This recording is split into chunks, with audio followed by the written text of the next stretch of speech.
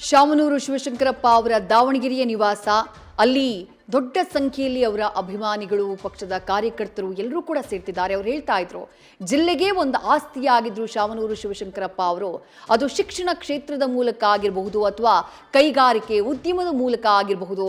ಹಲವು ಉದ್ಯೋಗಗಳನ್ನ ಸೃಷ್ಟಿ ಮಾಡಿದ್ರು.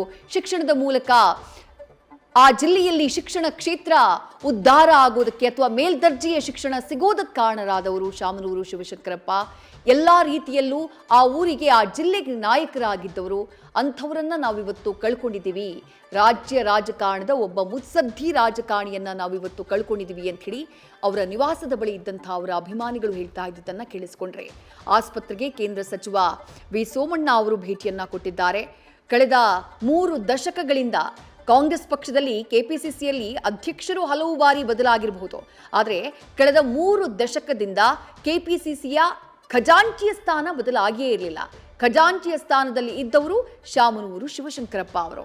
6 ಬಾರಿ ಶಾಸಕರಾಗಿ ಆಯ್ಕೆಯಾಗಿದ್ದಾರೆ, 1 ಬಾರಿ ಸಂಸದರಾಗಿ ಆಯ್ಕೆಯಾಗಿದ್ದಾರೆ. ಕಾಂಗ್ರೆಸ್ನಲ್ಲಿ ವಿವಿಧ ಜವಾಬ್ದಾರಿಗಳನ್ನು ನಿರ್ವಹಿಸಿದ್ದಾರೆ, ಹಲವು ಸಾಮಾಜಿಕ ಕಾರ್ಯಗಳನ್ನು ಮಾಡಿದ್ದಾರೆ. ಹಲವು ಪ್ರಶಸ್ತಿ ಪುರಸ್ಕಾರಗಳು ಶಾಮನೂರು ಶಿವಶಂಕರಪ್ಪ ಅವರನ್ನ ಹುಡುಕಿಕೊಂಡು ಬಂದಿತ್ತು. ಮಧ್ಯ ಕರ್ನಾಟಕದ ಧಣಿ ಅಂತಾನೆ ಖ್ಯಾತಿಯನ್ನ ಪಡೆದಿದ್ದವರು ತಮ್ಮ ಕೆಲಸಗಳಿಗಾಗಿ, ತಮ್ಮ ಕಾರ್ಯಗಳಿಗಾಗಿ. 1960ರ ದಶಕದ ಅಂತ್ಯದಲ್ಲಿ ಭಾರತೀಯ ರಾಷ್ಟ್ರೀಯ ಕಾಂಗ್ರೆಸ್ನ ಅವರು ಸೇರ್ತಾರೆ.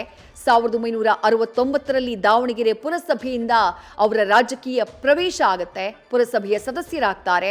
1998ರಿಂದ 99ರವರೆಗೆ ಸಂಸತ್ ಸದಸ್ಯರಾಗಿಯೂ ಕೂಡ ಸೇವೆಯನ್ನ ಸಲ್ಲಿಸ್ತಾರೆ. ಅದಾದ ಬಳಿಕ 2004ರಲ್ಲಿ ದಾವಣಗೆರೆ ದಕ್ಷಿಣ ಕ್ಷೇತ್ರದಿಂದ ಶಾಸಕರಾಗ್ತಾರೆ. ನ್ಯೂಸ್ ಫಸ್ಟ್, ನಿರ್ಭೀತಿಯಿಂದ ನಿಮ್ಮ ಪರವಾಗಿ.